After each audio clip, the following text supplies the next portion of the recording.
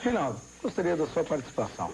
Professor, o tema também é cultura e eu pergunto ao senhor o seguinte, como é que está a produção cultural atualmente? O senhor falou em Vila Lobos, falou em Tom Jobim. Não tem nada. Não é produção cultural, é absolutamente ridículo. Você tem aqui duas coisas. Você tem diversões públicas e propaganda política. É só isto. Não tem mais nada. Cinema, literatura brasileira acabou. Quando você vai, por exemplo, você dá um pulo na Academia Brasileira de Letras e você vai ver assim que os grandes escritores que tinham a noção da arte, o domínio da arte, né? Quer dizer, a língua como instrumento de expressão, a língua como portadora, vamos dizer, de uma tradição artística que remonta a Homero, Virgílio, etc. Quantas pessoas tinham isso? Né? Eles são os velhinhos que estão com 80, 90 anos, já babando na gravata, tá entendendo? Foi o que sobrou. Quando você vê os escritores que estão com 80 anos e pega os da geração seguinte, 60, 50, a diferença é abismal. Por exemplo, há uns anos atrás morreu um grande amigo meu, que é o Herberto Salles.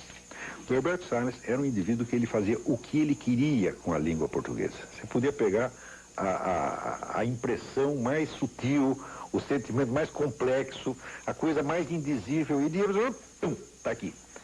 Então, isto era um artista. Isto não existe mais.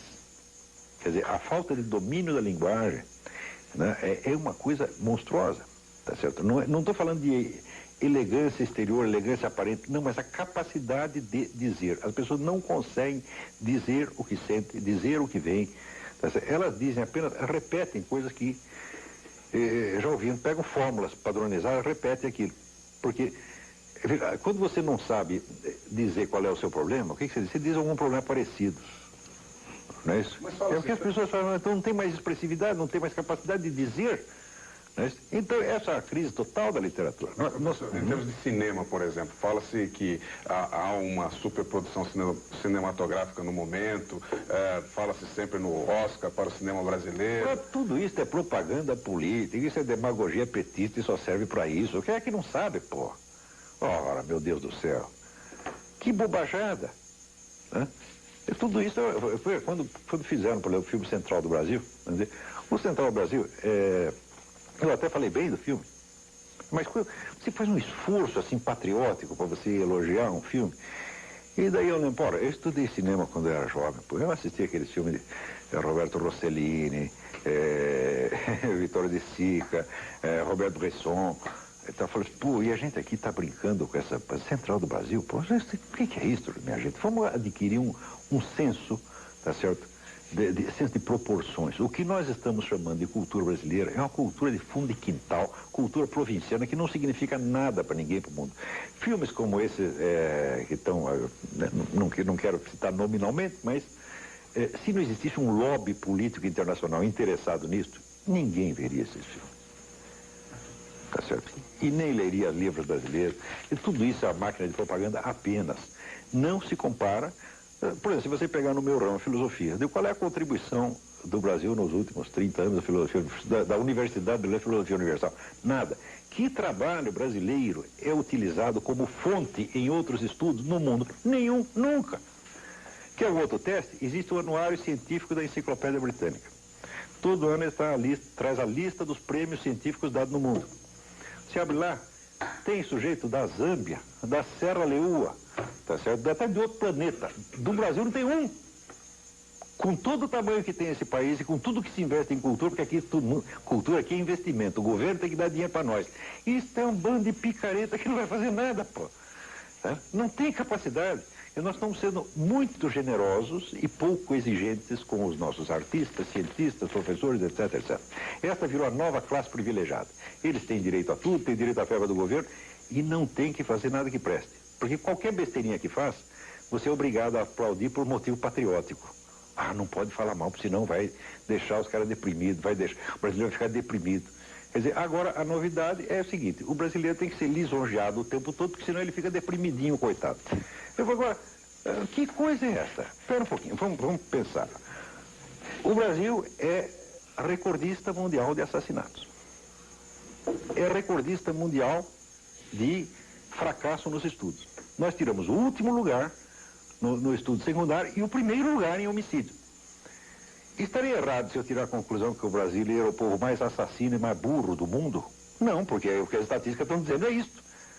Agora, quando nós amamos uma pessoa, o que você faz? Você engana a pessoa, lisonjeia ela quando ela está entrando no mal. Não, você diz a verdade. Meu filho, não entre por esse caminho, que você está errando. Tá certo? Nós não temos nada que lisonjear o brasileiro, essa campanha demagógica idiota. Ah, o que tem de melhor no Brasil brasileiro? Aí escuta, e quem comete esses assassinatos todos? Não é brasileiro? Não é o povo brasileiro? Então, evidentemente, nós temos aqui mais mortes. Né? Num ano aqui nós matamos mais gente do que morreu na guerra do Iraque desde o começo. É a questão de você ver os números estatísticos da ONU.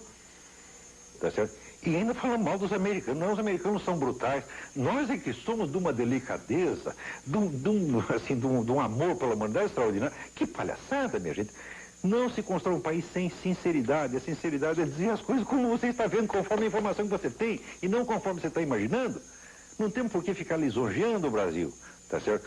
Quando você tem um parente que está entrando pelo lado mal, entrando no banditismo, na cocaína, o que você faz? Você chega para ele e diz, você é maravilhoso, você é lindo. É isso que você faz? Se o filho seu entrasse, você ia paparicar? Não se faz isso. Olha, existe um ditado árabe, não, isso é uma sentença de Maomé, o profeta islâmico, que era um sábio. Ele dizia, só é lícito você lisonjear uma pessoa a quem seja lícito você matar. Ou seja, se você está numa condição onde seria justo você matar uma pessoa, se você tem o direito a recorrer ao homicídio, você tem direito a recorrer também à lisonja. Por exemplo, você se salvar de um opressor, né? Um escravo que lisonjeia o senhor para poder fugir. Então aí é lícito a lisonja. A lisonja é feio. A lisonja é falso testemunho. A lisonja é culto do diabo. Vamos parar com isso. Vamos fazer o culto da sinceridade. A verdadeira amizade não requer lisonja. Requer a verdade e ajuda. Porque também não é só você cuspir em cima. Quer dizer, eu posso falar, por exemplo, da educação brasileira, porque eu há 30 anos me dedico a ela. E nunca pedi um tostão de financiamento nem para a empresa, nem muitíssimo menos para o governo. Então eu me dedico a ela, estou tentando ajudar no que eu posso. Pergunta aos meus alunos se ele aprende alguma coisa. E eu garanto para você que um aluno meu com 2 anos de estudo, ele dá de 10 a 0 em qualquer aluno de pós-graduação. Isso eu asseguro.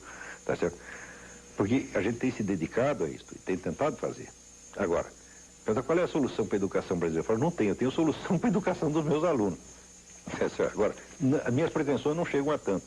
Agora, aqui no Brasil, pessoas que nunca se educaram a si mesmas dão palpite sobre a educação dos outros. Se você pegar esse seu Tarso Genro, digo, escuta, a sua educação, o senhor completou a sua educação, aprendeu o que o senhor precisava aprender? Tá? Não. No entanto, ele sabe o que os outros devem aprender. Que maravilha, né? No Tribuna Independente, hoje nós estamos entrevistando o escritor, filósofo e jornalista Olavo de Carvalho.